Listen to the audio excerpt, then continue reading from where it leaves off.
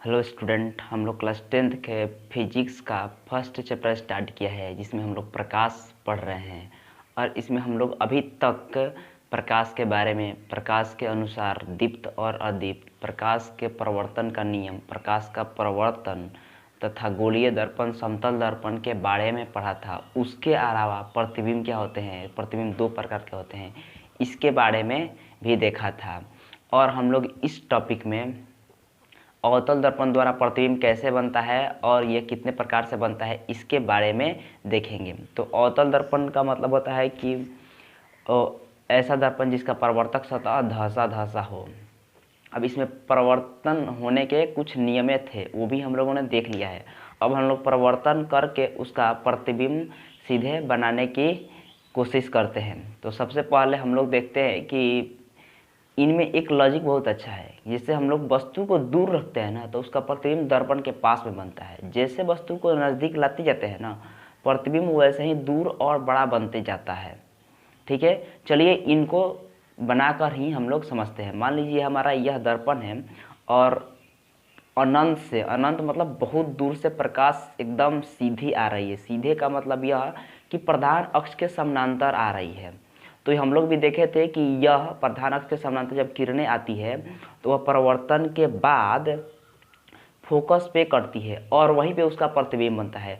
यदि कट रहा है तो यह वास्तविक और उल्टा होगा।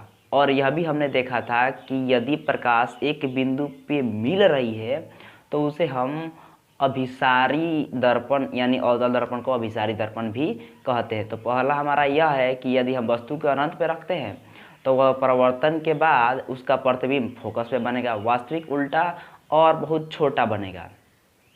दूसरे स्थिति में हम अनंत से खींच लाते हैं, मतलब हमारे वक्रता केंद्र से बाहर और अनंत के बीच में रखते हैं। तो हमारा वस्तु कहाँ पे है, अब सी के बाहर है। यदि यहाँ पे वस्तु है तो ये हमारा दर्पण हो गया। अब इस पे ये लाइट रिफ्लेक्ट करेगा, लाइट आएगा, इस वस्तु से लाइट निकलेगा और हमारे दर्पण पे पड़ेगा। अब इससे दो किरणें हम निकालेंगे, एक तो सीधा सीधा निकालेंगे और दूसरा तिरछा निकालेंगे। जो सीधा निकलेगा वह प्रधान अक्ष के समानांतर जाएगा और फोकस से होकर काटेगा, और दूसरा हम लोग सी से भेज रहे हैं तो वापस उसी पथ पर आएगा।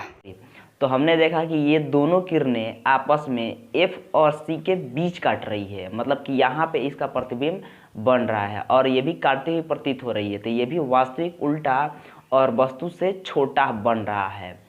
ठीक है, आप इस बात को समझ पाए होंगे। अब तीसरी स्थिति में देखते हैं।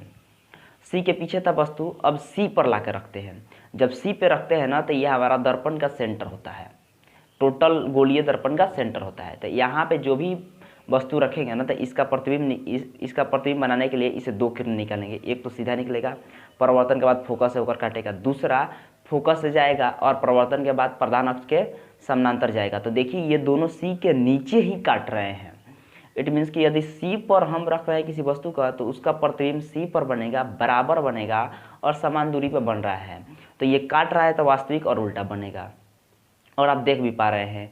ठीक है, अब इसके बाद वाले में देखते हैं। जब C से आगे बढ़ाते हैं, मतलब F से पीछे और C से आगे, मतलब C और F के बीच में जब वस्तु रखते हैं तो ये प्रकाश रिलीज करेंगे।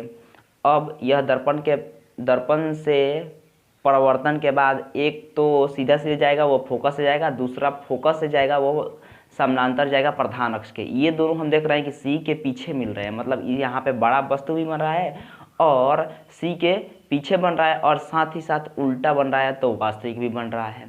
तो हमने यह देखा कि जब वस्तु को हम C और F के बीच रखते हैं तो उसका प्रतिबिंब C से पीछे बड़ा तथा वास्तविक उल्टा बनता है। अब उसके बाद वाला जब देखते हैं तो हमें यह पता चलता है कि F पर रखना है। तो जब हम किसी वस्तु को F पर रखते हैं ना तो उससे भी प्रकाश रिलीज होंगे उसी तरीके से। अब रिलीज हो रहे हैं दोनों तरीके से प्रकाश, एक तो सीधा और एक तिरछा निकलेगा। तो तिरछा दो तरीके से निकाल सकते हैं, या तो P से वो गुजरेगा या फिर C से गुजरेगा, क्योंकि दोनों तरफ इनके बिंदु है। C से गुजारे या फिर P से गुजारे, किसी से भी गुजारे, रिफ्लेक्शन सेम होंगे। तो एक तो सीधा जाएगा, वह फोकस से होकर गुजरेगा, दूसरा हम P से निकाले या फिर C से निकाले तो हम सी से निकालते हैं तो इसी पथ पे जाएगा और इसी पथ पे वापस आएगा। और हम यह क्या देख रहे हैं कि ये दोनों परिवर्तन के बाद जो किरणें जा रही है पैरेलल जा रही है। तो जब किरणें पैरेलल जाती है ना, वो मिलती नहीं है कहीं पे, मतलब हम उसको यह कह सकते हैं कि उसका प्रतिबिंब अनंत पे बनेगा। तो आप यहाँ पे एक लॉजिक समझ लिए कि जब वस्तु को फोकस पे रखते हैं तो उसका प्रतिबिंब अनंत पे बनता है, जब वस्तु को अनंत पे रखते हैं तो उसका प्रतिबिंब फोकस पे बनता है। तीसरा लॉजिक ये भी है कि जब वस्तु सी के पीछे रखते हैं तो प्रतिबिंब सी के आगे बनता है, जब वस्तु सी के आगे रखते हैं तो प्रतिबिंब सी के पीछे बनता है।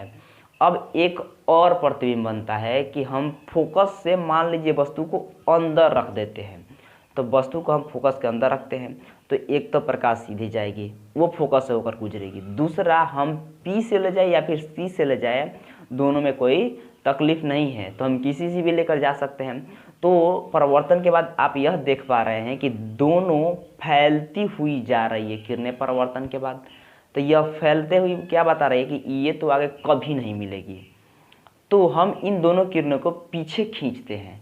जब पीछे खींचते हैं तो देखते हैं कि ये ऊपर जाकर मिल रही है, मिल नहीं रही है बल्कि ये मिलती हुई प्रतीत हो रही है। जब दो किरणें आगे जाकर मिलती हुई प्रतीत होती है तो वहाँ पे आभासी प्रतिबिंब का निर्माण होता है। तो हम यह कह सकते हैं कि जब फोकस और ध्रुव के बीच में किसी वस्तु को रखते हैं तो उसका प्रतिबिंब आभासी सीधा वस्तु से बड़ा वो भी वही दर्पण के पीछे बनता है। आई होप आप इन सभी 6 स्थितियों को आसानी से समझ पाए होंगे, डायग्राम के साथ समझ पाए होंगे। आप इस वीडियो को बार बार देखिए, समझ में आ जाएगा और इसके पीछे एक लॉजिक है, रटने की कोई ज़रूरत नहीं है। आप हमसे जुड़े रहिए, इसी प्रकार अन्य वीडियो को हम लोग बनाते रहेंगे। आई होप आप इन सभी बातों से सहमत हैं, तो इस वीडियो को शेयर कीजिए, लाइक कीजिए।